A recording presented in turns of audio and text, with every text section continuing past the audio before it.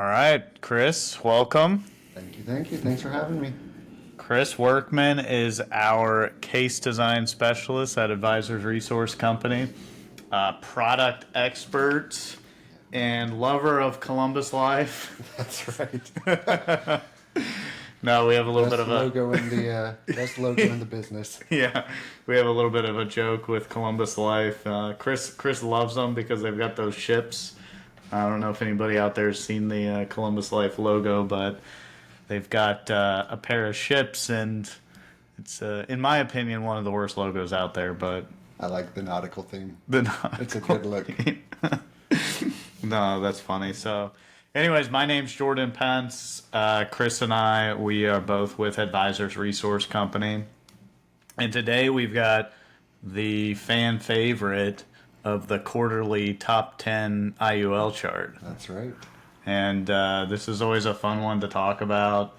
Everybody has their like little favorite IUL that they like to talk about, and I think it's just interesting to look at what all the companies are doing out there, and it's sort of like like one person does this, the other person does. I mean, and it's like an arms race basically, Oh, absolutely. and that can be good and bad. It's the illustration games, which I think is a bit of maybe a disappointment about the IUL space. So Yes. it's always like, well, who's got the best trick to get to the right results? How can we kind of cheat the system as much as possible on this? Yeah, and cheat might be a strong word, but Yeah. manipulate isn't exactly the right word either. Somewhere in between that, I suppose. Yeah.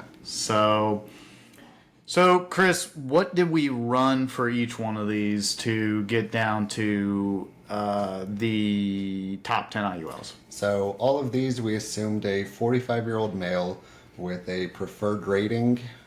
We are putting in 25,000 for 20 years to age 65 with a minimum death benefit. Everything just to keep it consistent. We use the S&P, and we have income going from 66 to age 100 for each one of these. Yeah, and when we talked about doing this, I thought that the using the baseline S&P would be the best way to eliminate a lot of the tricks. However, some companies still sneak them in there. Almost, well, I shouldn't say almost all of them. Some companies actually don't have an index option that doesn't have a bonus. Like what comes to mind is F&G, and we'll talk a little bit about that later. But a lot of them did allow have an S&P or have a straight up index without a bonus, right? Correct. So I guess should we just go ahead and get into the list? Let's get started with it. All right, Maddie, can you share the list with everybody so that we can start to talk about it? No surprise here. Top of the list. Now we've organized these via the income, right? So we did highest income to least amount of income. Top of the chart, North American. Pretty easy. Yeah, that's not really a surprise. We're going to get into the weeds a little bit, and I want to talk about why they are the highest income, and I think we'll get right down to that. But number one, North American. Number two, F&G. F&G. Imagine that. F&G number two on the income. I will point out they happen to have the lowest cash values. That is true. Lowest cash value and highest expenses through year 20. So how do you explain that? We'll get into that later. Yeah, that's a pretty shocking one.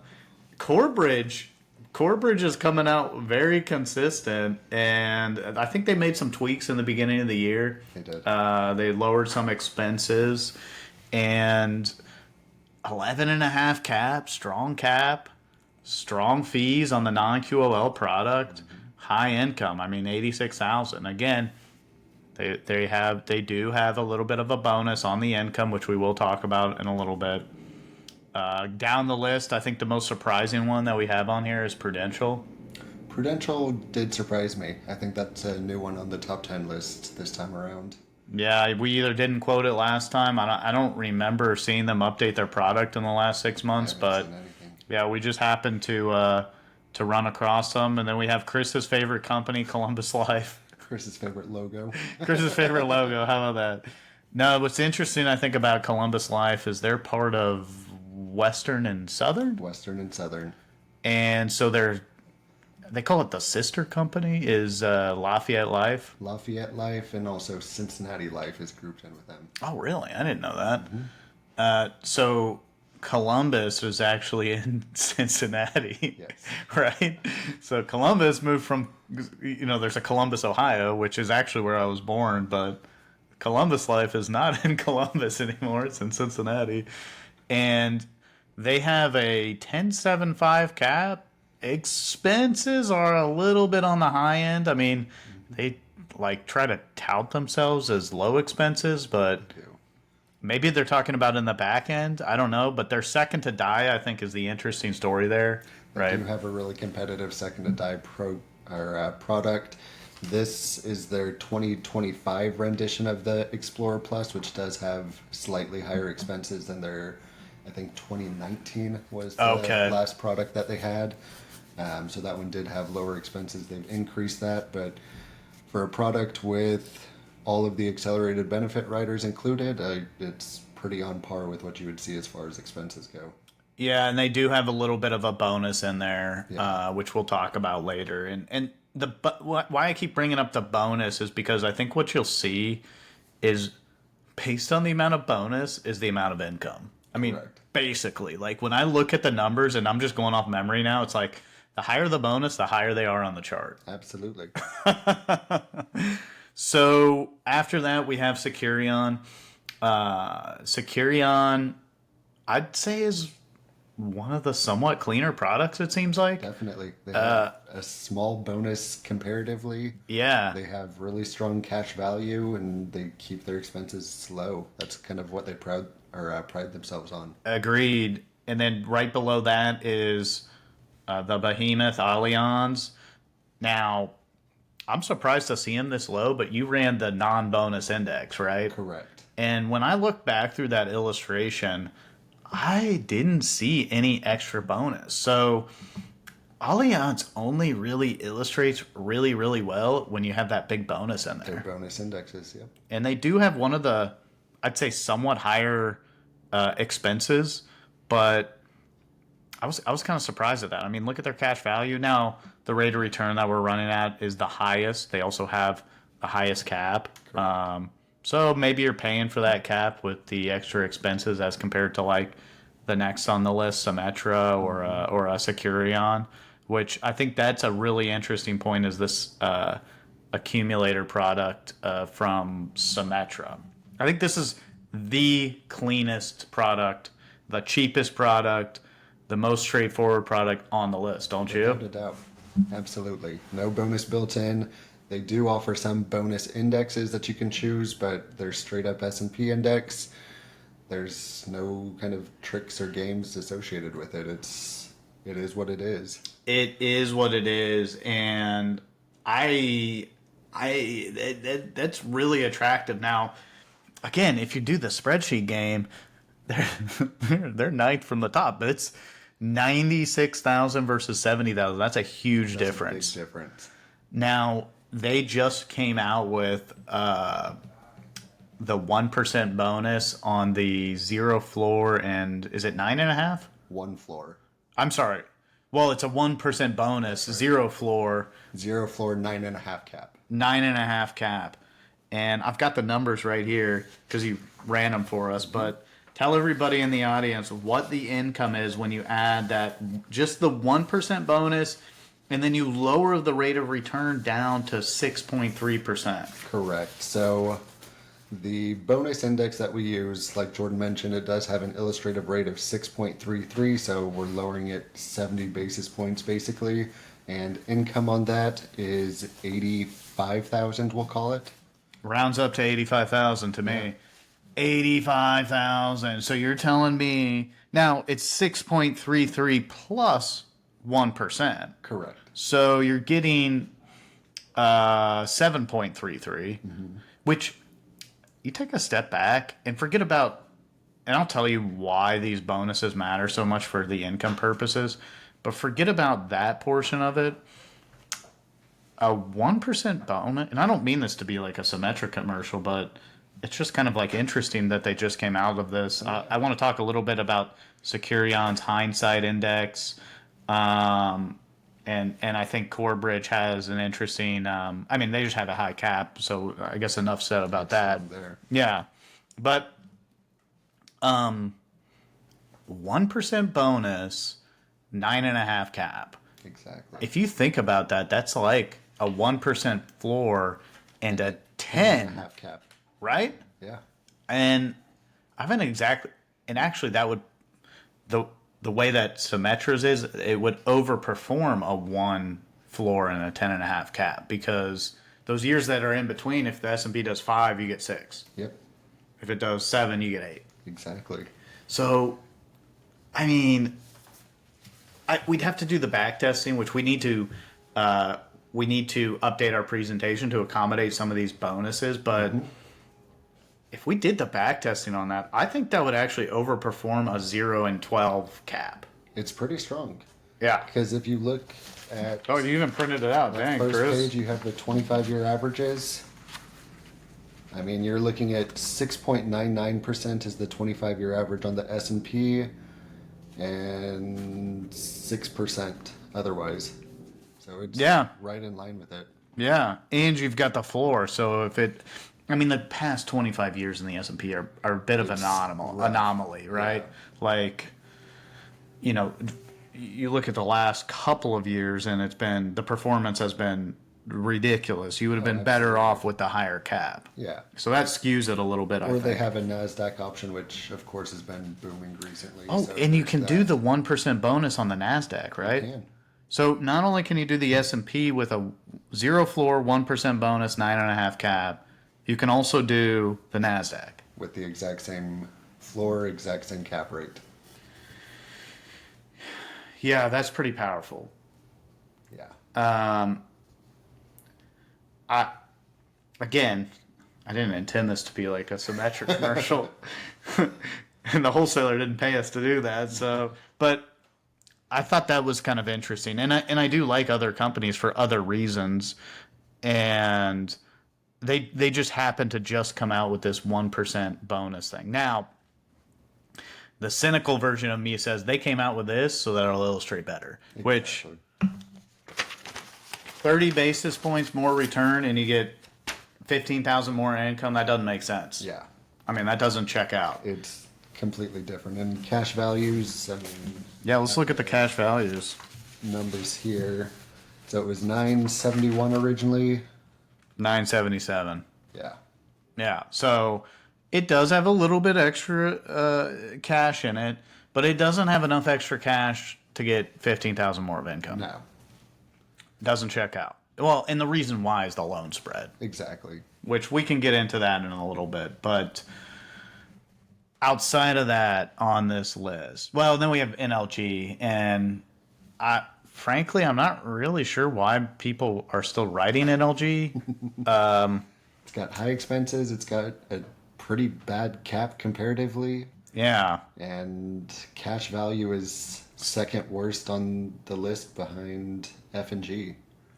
Yeah, NLG, I mean, NLG went all in on some of these like micro financing programs, which I'm not going to name them, but they kind of went all in on that. And I'm wondering if that's I mean, they had a ton of premium come in over, like 2018 to 2022 on these programs. And I'm wondering if that's dragging down their portfolio rate.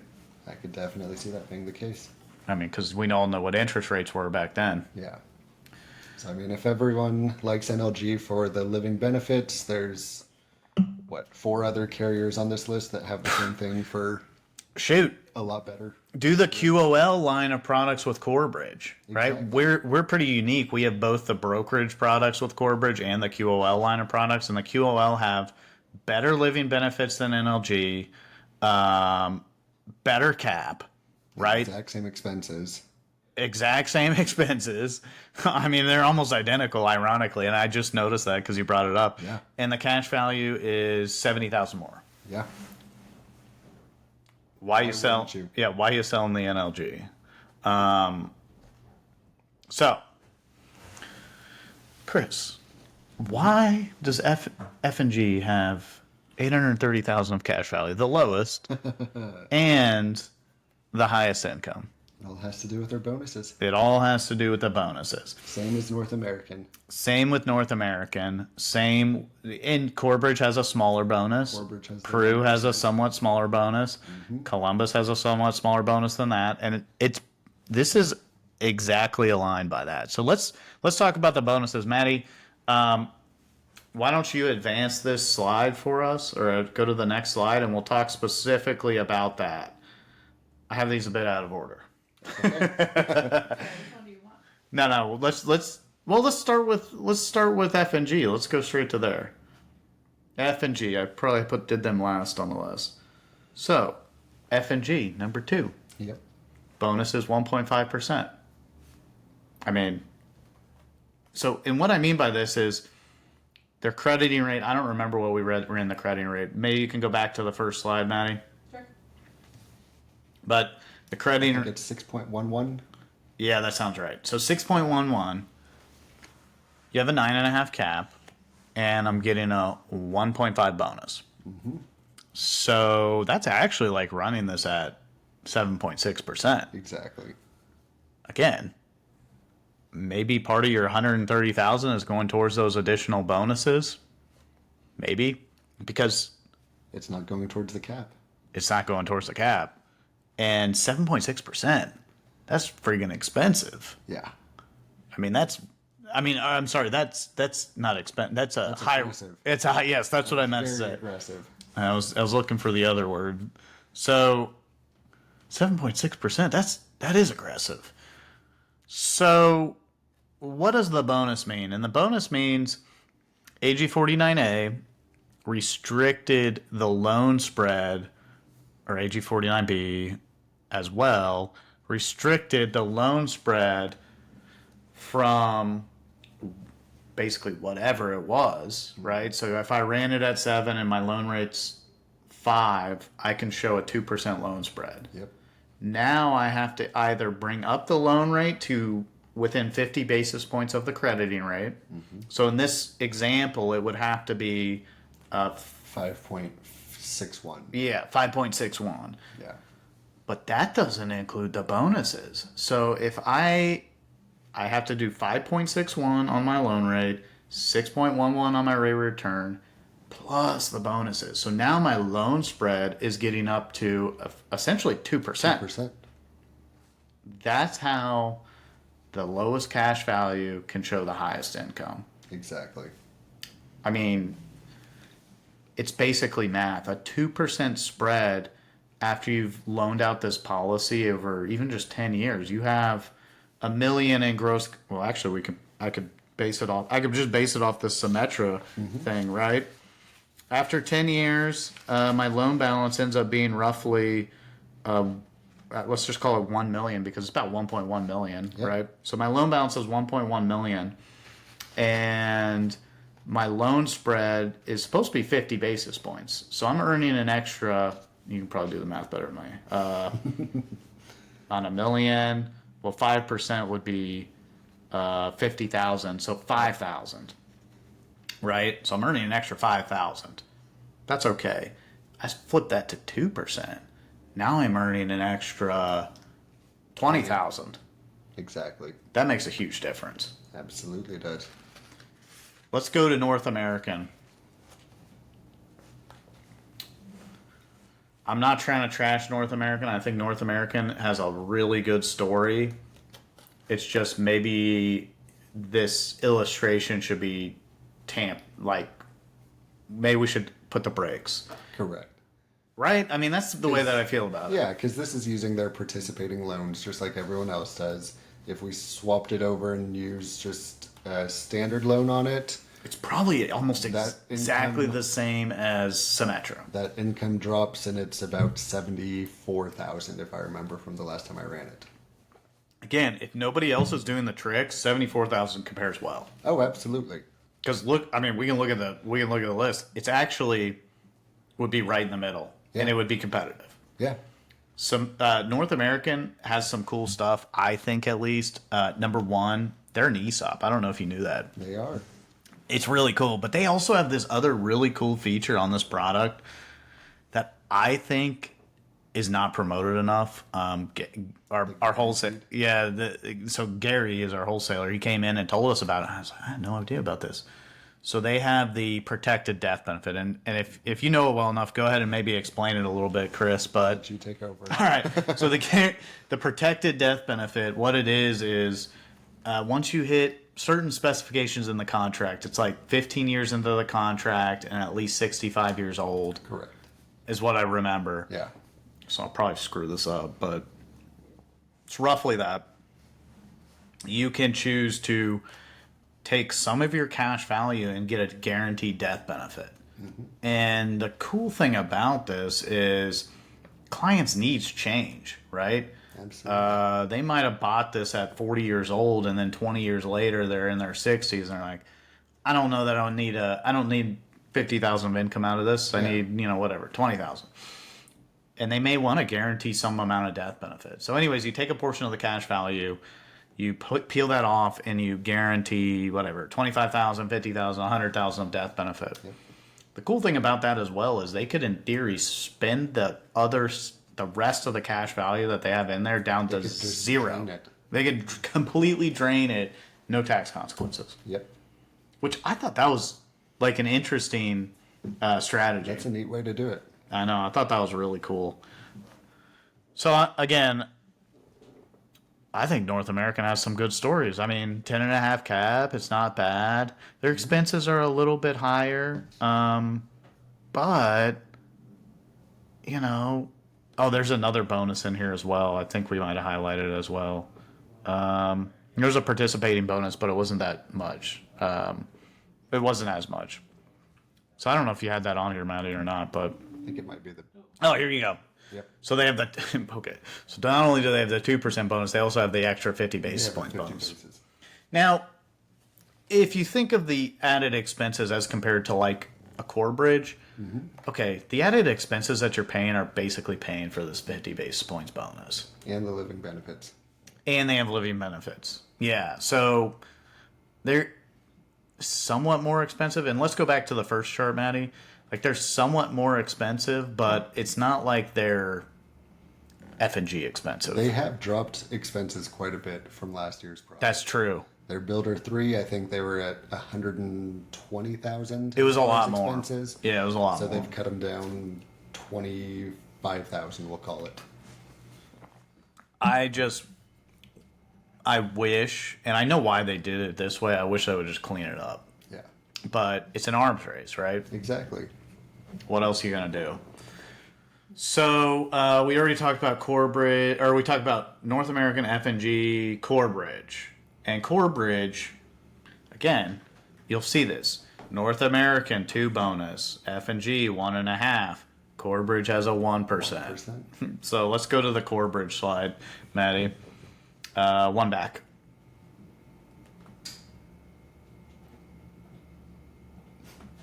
There we go. Again, on their participating loans, they're getting an additional 1% credit. Now, this is not for like F&G where it's the whole life of the contract. This is just on the loaned out loan portion. spread. Yeah, exactly. So, again, I wish they would just clean it up and maybe not have that, or maybe just put it in as an added persistency bonus or something like that. But Yep. I mean, again, they're trying to be competitive. Exactly. I see why they do this stuff, because dummies like us are just, hey, it's got more income. Hey, look at these numbers. That looks great. Yeah, it looks That better. compares well to a qualified plan. Let's blow this thing out of the water. Exactly. And you don't, again, I guess if AG 49 was never a thing, carriers wouldn't be doing this. So that was the Exactly. problem of heavy-handed regulations. Like, you have heavy-handed regulations, they do this stuff, but anyways, core bridge is one. Go back again. Actually, go forward to Prudential. Let's talk about that. Prudential's, imagine that, they're just behind core bridge. It's 75 basis points. Now this one is for the life of the contract as a persistency bonus, but again, Same thing. You're just working your way down. Yeah, I know. Bonus. I know. 2%, 1.5, 1.75. Pretty sure next one's 50. Exactly. So go back to the list, Maddie. And the next one on there is Columbus with a 50 basis points bonus. They have a persistency bonus of 50 basis points. Same thing with Securian. Securion's exactly the same. Now, again, we just touched on this barely, and I think this is a good point to talk about it. I think Securion's pretty clean product as well. The persistency bonus kind of makes up for the added expenses if you compare it to like a Symmetra. Absolutely. They're pretty close in that standpoint. But the coolest thing that they have is what I would say the most consistent, probably. I haven't done the back testing because I think it'd be hard to calculate. We got to figure out how to do that. But Yeah. the most consistent returning index, the hindsight. Yes.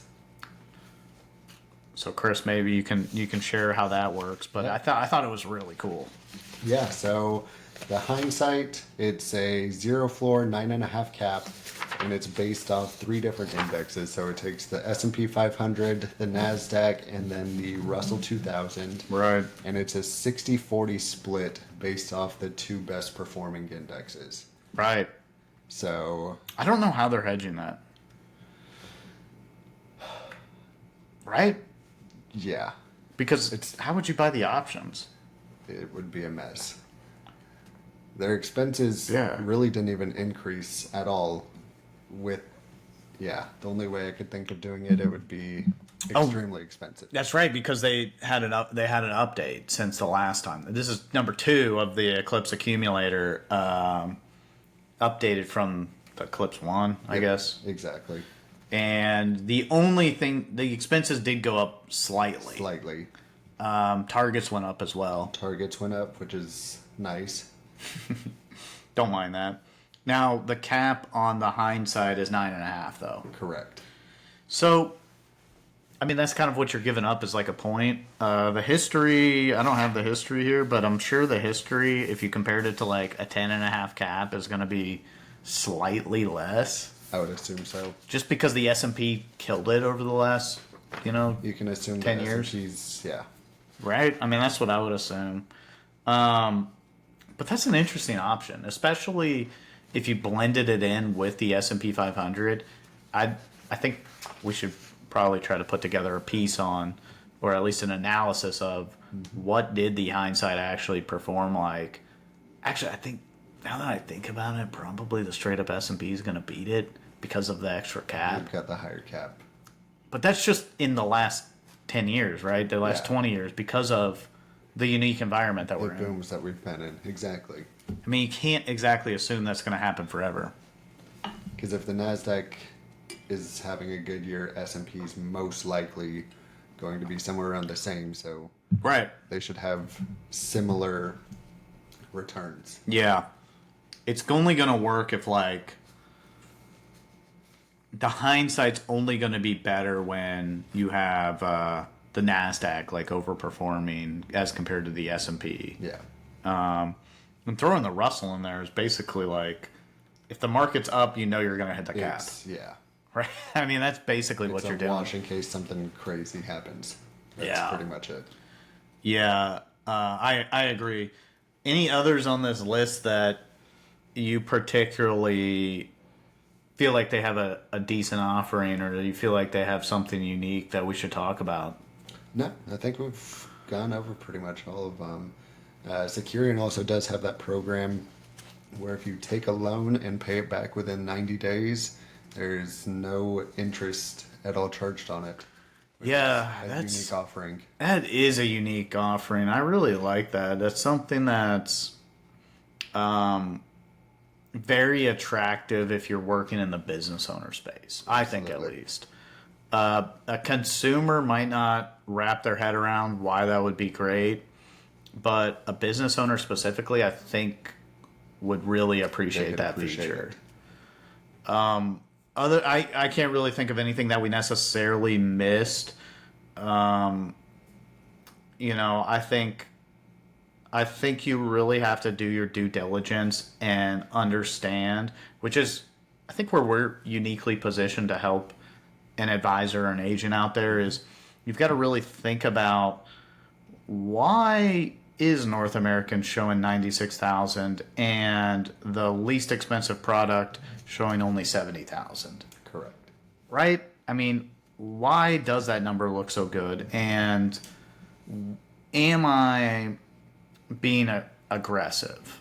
Yeah. And so what I mean by that is, in reality, I think the North American product will probably have a 50-50 shot of hitting that number. You know what I mean? Like, that's probably an average number, and that's probably probably going to do that or better. Whereas if you looked at Symmetras or even Securions, the chances of you overperforming that number are significantly greater. Significantly higher. You know what I mean? Yeah. Because I think I even put in like average returns and stuff for North American in here. So that was with the S&P. Probably their upside down page that we have in here. So S&P 500 annual point to point 7.4. Whereas this, if you're assuming a 2% loan spread, that's what, basically illustrating 8%? Yeah. Yeah. Basically, yeah. Yeah. If you got rid of that loan spread, yeah, exactly. Yeah. And then, like we said with the Symmetra product earlier, even if you put in the 1% bonus, that's 7.3%. Yep. Using those same numbers, 7.4, 7.3, Yep. you're still under the average. Yep. That's a good point, actually. And you're getting the spread. Exactly. You're getting the spread that you should get on the illustration that you're not getting. Correct. And again, it's so dumb how we sell it anyways, because we're just looking at no client that we have that we've sold over the last 10 years is taking income out like this. You know what I mean? Like taking 84,000 out every year. Oh, yeah. Nobody does that. And, well, it's because we're selling off a spreadsheet. Correct. But that's been done for 1,000 years. That's how annuities are sold. That's how life insurance has always been sold, because you got to show them something. So we lean on that, and it's just the way it is. And it's just, all these numbers are imaginary because no, you're not going to get 6.63 every year. No. You're going to get 0 and 10.5 and cap rates change and everything else. yeah. So I guess before we close it out, I was sitting across the table from a guy yesterday, and he's like, "Well, you're a CFP. You should know how IULs are a scam." I was like, what? What do you mean by that? And I was like thinking about that, and it's like, I think that just comes from a place of maybe not understanding all the moving parts. Yes. And that's the challenge with these products. And when I look at this spreadsheet, how different these are, if I didn't know anything about IUL and I saw how different these were, I'd be like, holy crap, these are all scam. You know? Yeah. So I mean, I understand where that's coming from, but I think it's on us as the distributors, intermediaries, BGA, IMO, whatever you want to call us, to help the agent decide what's appropriate for their situation. Absolutely. So, anyways. Cool. Well, hey, that was fantastic. I appreciate everybody joining. Chris, thanks for coming on. Hey, it's always fun doing the top 10 IULs. We got some questions here in the chat. All right. So the question is around no cap, and some of these do have no cap options. I know North American has an uncapped S&P. With a spread. Correct. Yeah, so somehow, if I'm going to do one, I'm doing the uncapped S&P with a spread. That's what I'm doing on an uncapped. So I know, I think Securion has one too. Yes. I think. We've got the spreadsheet here, don't we? They have no, that's a trigger. No, they have an uncapped on the Prism. No, they have an uncapped, but it's a participation rate. Yeah. I like the spreads. Volatility. I like the spreads. What is on the spread? Well, that's 2 questions. So spreads, I mean, on North American is like 6, but we'd have to go back and look through them and give you that answer. If you want to email us, we can come up with that and go from there. Absolutely. But no, thanks everybody for joining us, and we'll put up maybe our contact information. Feel free to reach out in the comments of the video if you're watching this later on. We'll have links to our website and our contact information. And yeah, thanks again. Thanks everybody for joining us, and hope you enjoyed.